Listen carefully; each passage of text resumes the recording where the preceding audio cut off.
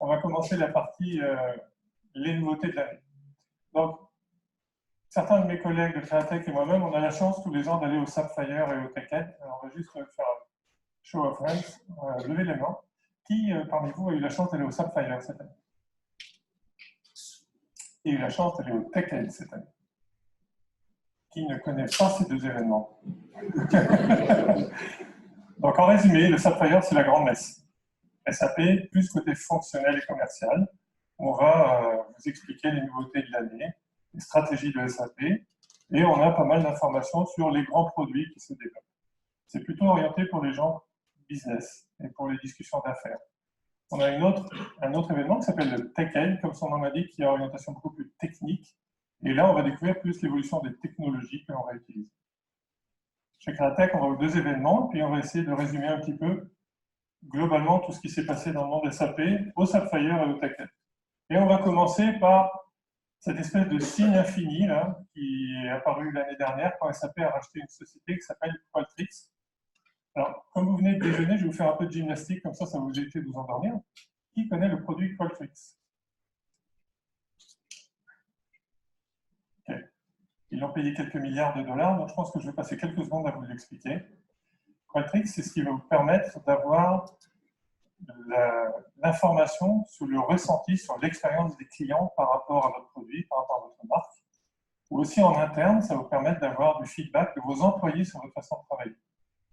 C'est des produits qui sont assez différents de la galaxie SAP habituelle, et SAP est en train de l'intégrer à son offre. De façon assez stratégique, SAP expliquait un petit peu de cette façon-là. Le monde SAP est plutôt à droite, du côté des opérations. C'est-à-dire que nous, on fabrique des choses, on définit des choses, on livre des choses. Et puis par contre, une fois qu'on a livré, on a du mal à savoir exactement si le client était satisfait des livraisons. Quand on a créé un nouveau produit, le client, on a du mal à savoir s'il est content de son produit. L'employé en interne, quand on change d'organisation, on a du mal à savoir ce qu'il pense de son nouveau poste. C'est là qu'on a les données dites d'expérience, donc avec 4 grands domaines, employés, clients, produits et marques. Seulement, ces données sont assez hétérogènes et différentes. C'est vraiment deux mondes séparés. Donc, en 2020, on a une définition de la stratégie SAP qui évolue un petit peu. On a rajouté de l'intelligence entre les deux. Et ça, c'est un des grands messages que je vais expliquer par la suite. C'est qu'on va avoir une offre qui devient un petit peu plus étoffée, qui va permettre de mieux faire travailler toutes les briques de la galaxie SAP. Non pas seulement Qualtrics avec les autres produits, mais tous les produits SAP vont mieux travailler ensemble avec cette brique d'intelligence que je vais essayer de vous expliquer un petit peu maintenant au travers d'un terme qui n'existe pas chez SAP que j'ai appelé fusion technologique. C'est un peu comme la fusion food. Donc, qu'est-ce qui se passe quand on a deux applications que l'on veut faire travailler ensemble?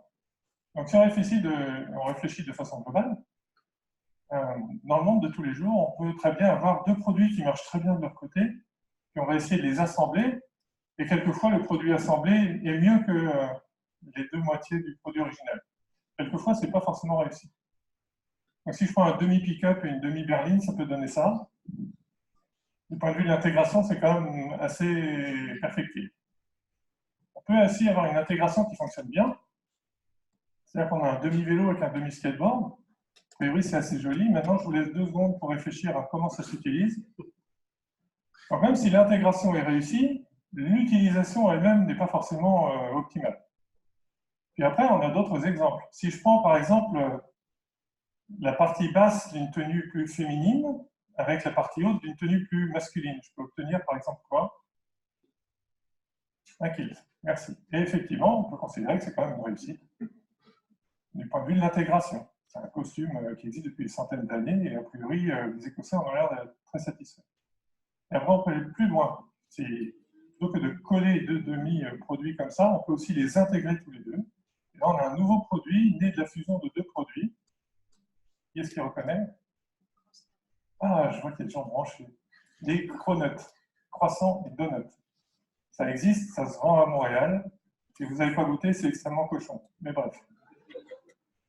Donc le cronut, c'est une intégration au sens où on a vraiment 2 produits qui ont été fusionnés, qui créent un nouveau produit. Et quand on regarde tous les produits de la galaxie SAP, c'est un petit peu le problème qu'on a en ce moment. On a des très bons produits, mais il faut les faire fonctionner ensemble. D'où le nouveau terme qui est apparu cette année, qui est Business Technology Platform.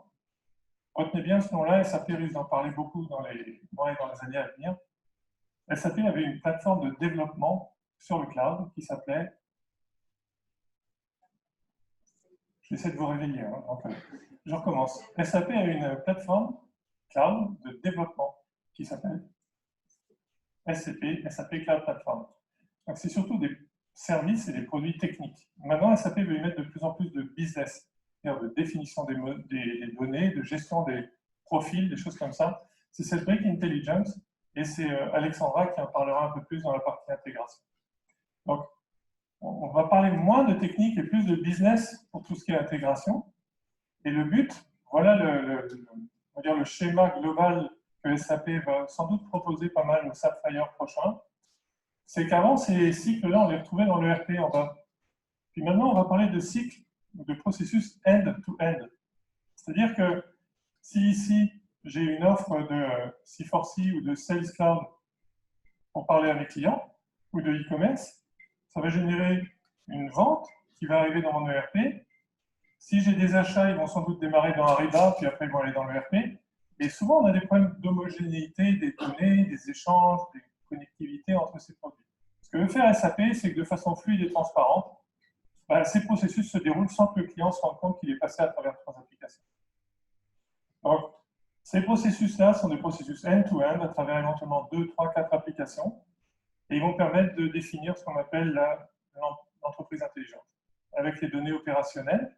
Et éventuellement, on va avoir les données toujours d'expérience au-dessus qui vont venir donner un feedback. C'est-à-dire, cette vente s'est bien passée ou s'est mal passée. Vous voyez le principe? Donc SAP, là, enlève un peu le focus sur l'ERP et va aller vraiment essayer de faire une offre globale avec tout ce qui est. Puis, tout ça, c'est un petit peu confusing. Et donc, après, j'avais le choix entre plein de choses. Quand j'ai fait le tour de mes collègues sur tout ce que je voulais vous présenter, j'étais un peu comme John Travolta dans Pulp Fiction, si vous n'avez pas reconnu. Et j'avais tellement de sujets que ça fait un petit peu une liste, comment dire, complexe. Mais je vais quand même tous vous les présenter. Le but est juste que vous ayez une idée des nouveautés de l'année, des gros sujets. Peut-être qu'un ou deux vous intéresseront. Et ce que je vous recommande, c'est qu'il y a pas mal de mes collègues qui sont autour et qui connaissent ces produits. Donc profitez, restez jusqu'au cocktail, posez des questions, n'hésitez pas, puis on sera là pour vous aider à répondre. Là, c'est juste pour vous donner une liste de sujets intéressants. C'est bon? Est-ce que vous savez ce que vous gagnez au cocktail si vous restez? Je vais vous faire rester, là, vous allez voir. 200 $ de crédit dans les spas. Lesquels? Strom. Oh, j'ai un intéressé. Bon, par contre, il faut tirer au sort quand même.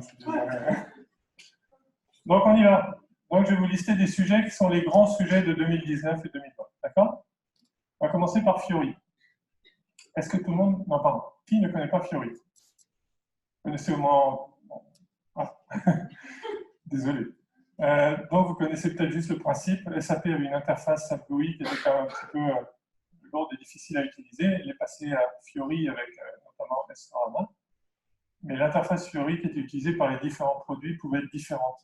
Donc, même si globalement l'architecture était la même, sur Ariba, sur je sais pas moi, Sales Cloud et sur S4, on n'avait pas la même interface.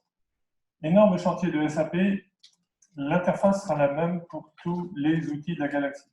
Consistent. Intégré dans la même interface pour avoir des bouts d'informations, des applications qui viennent d'un petit peu partout. Donc ça servira quasiment de portail. Et puis Intelligent, c'est parce que de plus en plus, il y avait une offre d'intelligence qui s'appelait Copilot, donc un petit assistant qui vous pouvait poser des questions, prendre des notes, faire des réunions, des collaborations. De plus en plus, il va devenir intelligent. Et la dernière bonne nouvelle, qui n'est pas marquée là, c'est que le nouveau Fiori 3, techniquement, est beaucoup plus rapide que l'ancien. Donc si vous avez vu des démos, vous avez entendu parler de l'interface Fiori, la nouvelle version a été profondément revue, techniquement, et beaucoup plus rapide. Donc voilà, déjà, ça arrive en fin d'année, ça va continuer à se développer pendant l'année à venir. Il va y avoir une interface qui sera à la fois unique, plus puissante et intelligente, au sens où le matin, alors c'est pas prévu pour tout de suite, mais dans 1 an, votre écran d'accueil vous dira directement tout ce que le système vous recommande de faire. Quelles sont mes tâches en retard, mes workflows, etc. Deuxième sujet, l'analytique qui est un sujet très très important dans l'offre SAP. Il y a une offre qui existera toujours, qui s'appelle Analytics Cloud. Donc, il peut se connecter à tous vos produits, vous pouvez faire des rapports dans Analytics Cloud que vous pouvez diffuser à tout le monde. Si vous avez besoin d'une version un petit peu plus light, SAP va commencer à intégrer un mini Analytics Cloud dans les applications.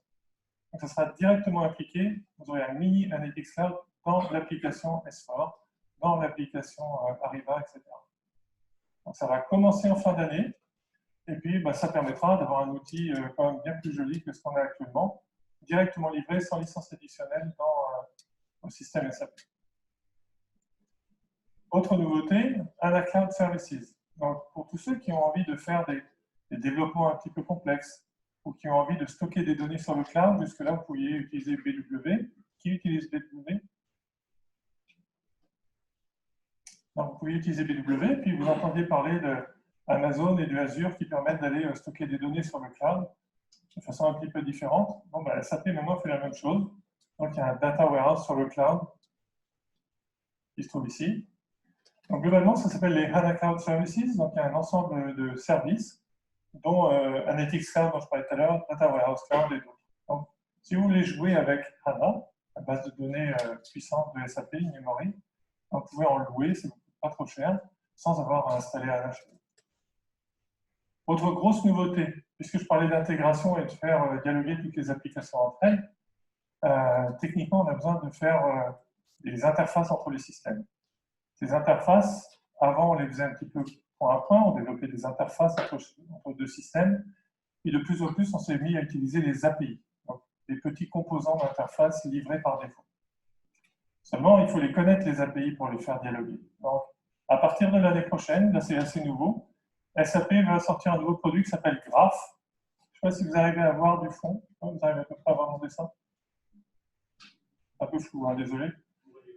Donc, c'est entre une application et une autre application, on va avoir une couche d'abstraction qui va déjà intégrer les API existantes et qui va juste vous permettre de connecter les données qui sont nécessaires sans avoir à aller dans le détail de l'API, des modes de connexion, de la sécurisation, etc.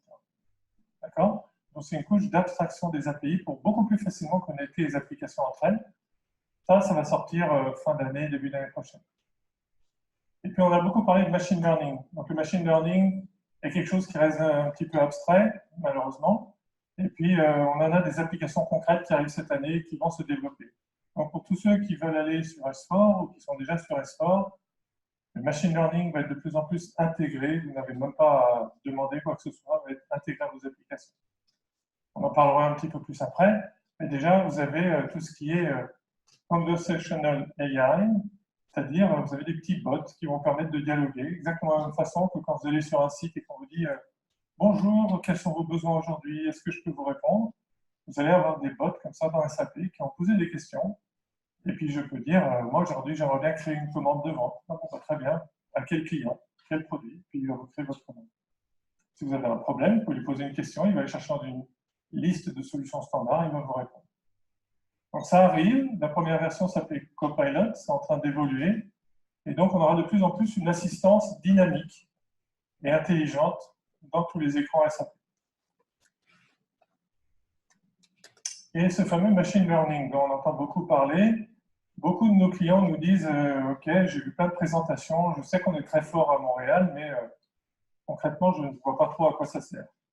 Donc, je voulais juste passer 3-4 minutes à vous expliquer ce qu'était le machine learning et comment il allait être intégré à vos applications. Donc, le machine learning, déjà, ça sert à quoi? Ça sert à prédire des tendances, ça sert à automatiser des étapes de processus, tout simplement parce que le machine learning, contrairement à un processus que l'on va paramétrer, donc on va déclarer à l'avance, voilà tout ce que doit faire ce processus. Dans le machine learning, on va lui montrer comment on fonctionne, et le processus de machine learning va apprendre et va être capable de répéter, voire d'améliorer ce qu'on fait. Si vous utilisez Netflix, ou Spotify, ou Apple Music, ou n'importe quel autre service équivalent, vous avez remarqué qu'au début, il n'est pas capable de vous faire des recommandations. Au bout d'un certain temps, il fait des recommandations, et plus vous utilisez, plus il vous fait des recommandations. C'est exactement ce principe. Machine learning, sans data, n'est pas capable de vous recommander quoi que ce soit. Plus vous travaillez, plus il a de données pour travailler, plus il est capable de déduire des règles de fonctionnement, en l'occurrence mes règles de fonctionnement de musique, mais on peut les appliquer à tout. réconciliation de factures, par exemple, il va regarder comment je fais mes réconciliations de factures, puis à la fin, il va être capable d'en faire une grande partie de tout ça. Vous voyez l'idée? Donc, comment ça fonctionne?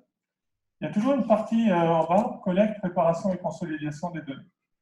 Il a besoin de données, donc on lui donne de l'historique. Voilà tout ce que j'ai fait comme opération.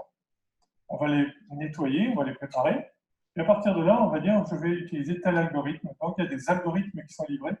Bonne nouvelle, pas besoin de PhD en intelligence artificielle, tout est livré par SAP. Donc vous avez juste besoin de choisir le bon. Quelquefois, il est même imposé par SAP. Reconnaissance d'image, par exemple, c'est un algorithme imposé par SAP. Et une fois que vous avez fourni les données à l'algorithme, vous allez faire ce qu'on appelle la formation. C'est-à-dire que vous allez donner l'information à l'algorithme, vous allez dire, regarde comment j'ai travaillé pendant 6 mois, pendant 1 an, et là, il va apprendre. Une fois qu'il aura appris, il sera capable de répéter ce que vous avez fait. Et donc, une fois que votre modèle aura appris, vous allez le mettre en production, et là, vous allez le faire tourner avec les nouvelles données. Et là, normalement, il est capable de refaire ce que vous faisiez, voire même d'améliorer et d'évoluer. Par exemple, ça, c'est une application qui existe actuellement dans la dernière version, qui est la gestion prédictive des stocks. Alors, je suis désolé, c'est un peu petit, mais ici, vous avez des stocks, et en fonction des livraisons qui arrivent, en fonction de mes habitudes de consommation, en fonction des temps de livraison des fournisseurs qui vont me livrer pour réapprovisionner ces stocks, il est capable de me dire, tu risques d'avoir des problèmes dans tant de temps et d'être en déficit de 20 pièces, ou tu risques d'avoir du surstock dans tant de temps en fonction de ce que je vois arriver et de tes habitudes. C'est ça qui est intéressant. Donc là, tout ça, ça nous débarrasse des feuilles Excel, des rapports, et vous savez, quand on doit faire appel à l'historique et dire « Ah, d'habitude, ce fournisseur, il est vraiment lent, donc oui, je vais commander à l'avance, etc. » Vous voyez l'idée? Donc ça, de plus en plus, SAP va nous aider à prendre des décisions, ou va même les prendre à notre place. Puis il y a d'autres cas d'utilisation qui sont un peu plus techniques. Est-ce que vous avez déjà tous utilisé vos téléphones pour faire la reconnaissance de visage, par exemple? D'accord? Ça, c'est du machine learning, c'est une autre catégorie de machine learning. On peut aussi l'utiliser dans SAP. Par exemple, quelque chose de très intéressant, moi j'ai beaucoup de clients qui s'intéressent à ça. Comment est-ce que je donne à mes clients la possibilité de faire une recherche sur mon catalogue, de faire une demande d'achat, ou comment quelqu'un chez moi en maintenance peut reconnaître facilement une pièce, parce que j'ai énormément de pièces à maintenir, et à chaque fois c'est très long d'aller chercher dans les catalogues. À partir d'une photo, si vous avez déjà pris des photos de tous les produits, le logiciel est capable de reconnaître, quel que soit l'angle, hein, vous n'êtes pas obligé de prendre exactement une photo, si vous allez charger des photos, il est capable de reconnaître un produit. Donc là, au lieu d'aller chercher dans une base, vous allez reconnaître à partir d'une photo. Il y a un temps énorme dans certains cas pour la maintenance ou dans un magasin. Vous voyez l'idée? Donc quand même des choses très différentes de ce qu'on faisait actuellement. Ça commence à arriver. Ça fait partie de l'intérêt d'aller vers les nouvelles fonctions, les nouvelles versions de SAP comme S4. Et ça va se développer énormément, parce que c'est le but de SAP pour les versions futures. Une autre nouvelle importante, ça va faire 5 ans qu'on explique tout ce qu'on peut faire sur Cloud Platform. Donc, SAP Cloud Platform est une plateforme de développement. Donc, vous n'avez plus besoin d'avoir des outils de développement chez nous. Vous allez vous abonner à des services, puis vous allez développer des workflows, développer des écrans, développer un portail, développer plein de choses sur le cloud. Donc comme ça veut dire que vous payez uniquement ce que vous utilisez, vous n'êtes pas obligé d'acheter des machines. Deuxièmement, vous avez beaucoup plus de composants disponibles que ce que vous auriez chez vous. Et puis, dernière chose qui est très intéressante, c'est que comme c'est du cloud, vous pouvez faire un test et si ça ne vous plaît pas, vous arrêtez l'abonnement. Jusque-là, un des problèmes, c'était que tout ce que vous pouviez faire sur le cloud platform était avec des langages de programmation qui n'étaient pas forcément aussi connus que là-bas. Donc c'était du Python, des choses comme ça. Et maintenant, bonne nouvelle, on peut aussi utiliser de l'ABAP. Ça veut dire quoi? Ça veut dire que toutes vos compétences internes d'ABAP peuvent être utilisées pour aller sur SCP, créer des développements. Mais comme c'est sur SCP, vous pouvez très bien aussi utiliser tous les autres services qui sont disponibles. Le machine learning, l'IoT, donc l'Internet des objets, pour aller se connecter à des capteurs, des services d'analytique, de workflow, etc., etc. Donc l'intérêt, c'est de bénéficier de beaucoup plus de possibilités qu'avant, mais toujours avec de l'ABAP. Vous pouvez le connecter à votre système, vous voyez, du ECC, du S4, du non-SAP. Et puis, vous allez aussi, si vous créez une application qui peut être gourmande, vous pouvez d'utiliser un serveur qui est flexible. C'est-à-dire qu'au début, vous allez prendre un petit serveur pour votre nouveau service, et s'il grossit, vous allez augmenter le nombre de CPU, le nombre de mémoire, etc. Et vous allez payer uniquement en fonction de ce que vous utilisez. Donc, gain de coût important, vous n'êtes pas obligé d'acheter un serveur pour développer votre nouvelle application. Et puis, je termine avec une très bonne nouvelle, dont on est très fiers. Vous savez peut-être déjà qu'il n'y a pas que le S4HANA On-Premise, qui est le successeur de ECC, ou ERP.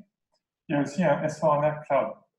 Alors, même si je suis SAP et qu'il y a des gens de SAP, je vais quand même le dire, au début, c'était moyen. Et je suis gentil. Il manquait des choses, c'était encore un peu instable, et tout le monde était au courant, puis on avait un petit peu peur.